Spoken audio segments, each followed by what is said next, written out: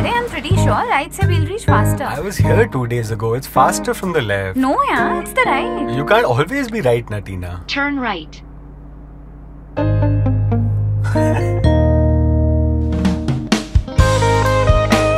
The all-new Slavia. Skoda. Simply clever. बेकायदा दारू वाहतुकीवर आतापर्यंतची सर्वात मोठी कारवाई करण्यात आली आहे।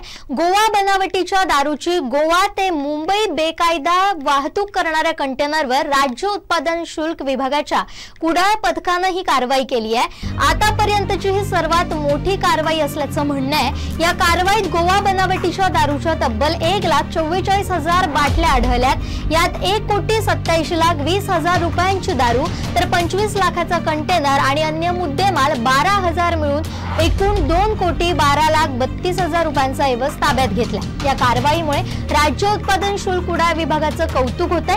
गोवा बनावटीच्या दारूची बेकायदा वाहतूक होणार असल्याची खात्रीलायक माहिती कुडाळ पथकाला होती। त्यानुसार गेले काही दिवस त्या वाहनावर करडी नजर ठेवली होती। मिळालेल्या माहितीनुसार इन्सुली तपासणी नाका इथं कंटेनर आला असता तपासणीसाठी थांबवला। तपासणी केली असता त्यात मोठ्या प्रमाणात दारू साठा असल्याचं उघड झालंय। त्याविषयी चालकाला विचारलं असता गाडीत दारू साठा असल्याचं आपणास माहित नाही असं त्यानं सांगितलं। या वाहन आपल्याकडे गोवा इथं पेट्रोल पंपावर दिल्याचं त्यानं प्राथमिक तपासात सांगितलंय। या वाहन घेऊन मुंबईत घेऊन जाण्यास सांगितल्याचं त्याचं म्हणणं आहे। मात्र एवढ्या मोठ्या कारवाईमुळे एकच खळबळ उडाली आहे। कोकणातल्या ताज्या घडामोडी आणि लाईव्ह अपडेट्ससाठी फॉलो करा कोकणचं नंबर 1 महा चॅनल कोकणसाद लाईव्हचं फेसबुक पेज।